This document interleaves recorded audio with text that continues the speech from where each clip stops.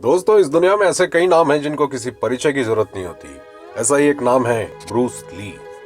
वैसे तो हम ब्रूस ली की जिंदगी के बारे में काफी कुछ जानते हैं, लेकिन आज की वीडियो में उनकी जिंदगी से जुड़े हुए कुछ ऐसे रहस्यों का खुलासा करेंगे जिनको जानकर आप दंग रह जाएंगे। अगर आप इस चैनल पर नए हैं तो इस वीडियो को लाइक और सब्सक्राइब कीजिए और दुनिया भर की रहस्यमयी और रोमांचकारी वीडियोस का आनंद लीजिए। मेरी दुनिया में आपका फिर से एक बार स्वागत है। क्या आप जानते हैं ब्रूस ली दुनिया के फिटेस्ट इंसान होने के बावजूद भी उनका मिलिट्री में सिलेक्शन नहीं हो सकता था। ब्रूस ली का जन्म 1940 में सैन फ्रांसिस्को में हुआ था और वो कानूनन एक अमेरिकन नागरिक थे।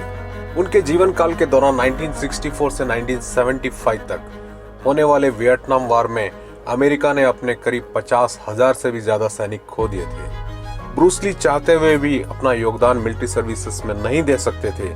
उसका कारण था उनका एक टेस्टिकल या अंडकोश कम होना। नॉर्मली एक मेल बच्चे की पैदाइश से पहले ये अंडकोश या टेस्टिकल किडनी की तरफ से नीचे अंडकोश की थैली में आ जाते हैं। अनफॉर्चुनेटली ब्रूस ली के केस में एक अंडकोश अपनी जगह तक नहीं पहुंच पाया था। हालांकि ये कंडीशन हेल्थ के लिए हार्मलेस होती है, लेकिन मिलिट्री सिलेक्शन के लिए उपयुक्त नहीं मानी जाती। साथ ही उनकी आंखों में भी दोष था। उनकी इन दो मेडिकल कंडीशन होने के बाद भी वो इतने फिट थे और मिलिट्री में उनको नहीं लिया गया। सोचने की बात है दोस्तों हम सब जानते हैं जब फिटनेस की बात आती है तो ब्रूस ली साधारण इंसानों में नहीं गिने जाते, लेकिन कम उम्र में उनकी डेथ ने प्रूव कर दिया कि हेल्थ प्रॉब्लम से वो भी नहीं बच पाए थे। ब्रूस ली अपनी फिल्म एंटर द ड्रैगन की शूटिंग के वक्त अचानक बेहोश हो गए थे और उन्हें हॉस्पिटल में भर्ती होना पड़ा था, जहां डॉक्टरों ने उनके ब्रेन का डायग्नोस किया और पाया उनको सेरिब्रल एडिमा है। ये ब्रेन की वो कंडीशन है जहां फ्लूइड भरने के कारण ब्रेन में स्वेलिंग हो जाती है। ट्रीटमेंट के बाद वो ठीक हो गए थे, लेकिन 20 जुलाई 1973 को जब वो हांगकांग में अपनी अगली शूटिंग की चर्चा कर रहे थे, उन्हें दोबारा हेडेक होने लगा। मौके पे मौजूद उनकी एक्टर स्टिंग पाई ने उन्हें सिरदर्द के लिए पेन किलर दिया, जिसमें एनेस्थेटिक एस्प्रिन था। थोड़ी देर बाद ब्रूस ली मूर्छित अवस्था में पाए गए। उन्हें मौके पे बचाने की काफी कोशिश की गई, लेकिन सारी कोशिशें नाकाम हो गई। उनको तुरंत क्वीन एलिजाबेथ हॉस्पिटल में ले जाया गया, जहां डॉक्टर्स ने फाइनली उनको मृत घोषित कर दिया था। यह माना जाता है कि पेन किलर से उनके ब्रेन में एलर्जिक रिएक्शन हुआ और सेरिब्रल एडिमा से उनकी मौत हो गई। वो मात्र 32 साल के थे जब उन्होंने इस दुनिया से विदा ले लिया। दोस्तों, आपको जानकर के आश्चर्य होगा, ब्रूस ली ने अपनी आर्म पिट ग्लैंड्स या पसीने की ग्रंथियों को सर्जरी के द्वारा निकलवा दिया था। सक्सेसफुल मार्शल आर्ट फाइटर और बहुत सारे हॉलीवुड स्टार्स के ट्रेनर होने के साथ ब्रूस ली खुद भी एक एक्शन हीरो बन चुके थे। बाकी सक्सेसफुल स्टार्स की तरह ब्रूस ली भी अपनी इमेज को लेकर काफी संकोची या कॉन्शियस थे। सन 1973 में उन्होंने अपनी आर्म पिट या पसीने की ग्रंथियों को निकलवा दिया था। हालांकि इस सर्जरी के लिए कोई खास रीजन नहीं होता, लेकिन वो पसीने को लेकर काफी कॉन्शियस रहते थे। अमेरिकन लेखक मैथ्यू पोली, जिन्होंने 2019 में ब्रूस ली की बायोग्राफी पब्लिश की थी, उनका कहना था पसीने की ग्रंथियों को निकलवाना उनकी मौत का कारण हो सकता है। उनका मानना है सेरिब्रल एडिमा जिनसे उनकी मौत हुई थी कहीं ना कहीं हीट स्ट्रोक से भी जुड़ी है। इन पसीने की ग्रंथियां ना होने की वजह से वो अपना बॉडी टेम्परेचर कंट्रोल नहीं कर पाते थे, लेकिन इस बात की आज तक पुष्टि नहीं हो पाई है। क्या आप जानते हैं ब्रूस ली एक फाइटर के साथ साथ एक गजब के चाचा डांसर भी थे। फाइटिंग प्रैक्टिस के दौरान ब्रूस ली ने जाना कि मार्शल आर्ट्स के लिए सिर्फ स्ट्रेंथ और पावर काफी नहीं, बैलेंस भी काफी जरूरी है। उन्होंने अपने आप को और भी परफेक्ट बनाने के लिए क्यूबन डांस चाचा की क्लासेस ज्वाइन कर ली थी। डांस प्रैक्टिस से उनके मूव्स और भी स्मूथ हो गए थे। हमेशा की तरह वो हर काम में परफेक्ट होना चाहते थे। 1958 में उन्होंने हांगकांग चाचा चैंपियनशिप जीतकर ये प्रूव कर दिया उनका कोई जवाब नहीं। ब्रूस ली एक बार में एक काम पर ही ध्यान देते थे। मल्टीटास्किंग उनको बिल्कुल भी पसंद नहीं थी।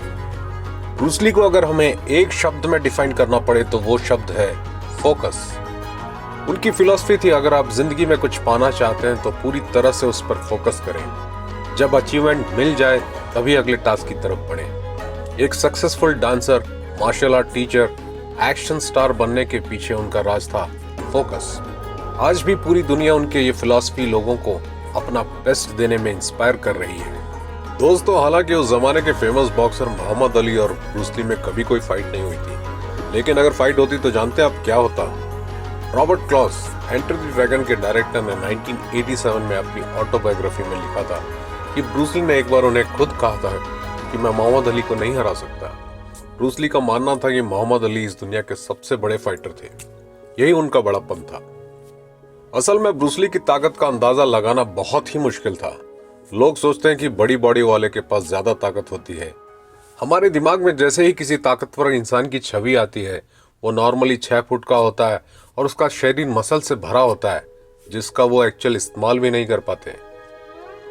जिसका उल्टा ब्रूस ली देखने में काफी दुबले पतले थे, लेकिन वो बहुत ही शक्तिशाली थे। इस बात का अंदाजा हम ऐसे लगा सकते हैं, जहां बड़े शरीर वाले 50 किलो के पंचिंग बैग्स को यूज करके मात्र 2 से 3 इंच तक हिला सकते हैं, वहीं ब्रूस ली 150 किलो के पंचिंग बैग का इस्तेमाल करते हुए अपनी किक से इन पंचिंग बैग्स को कई फीट दूर तक मार देते थे। तो क्या आप जानते हैं कि हमारे एक और मार्शल आर्ट सुपरस्टार जैकी चैन एक बार ब्रूस ली से मार खा गए थे?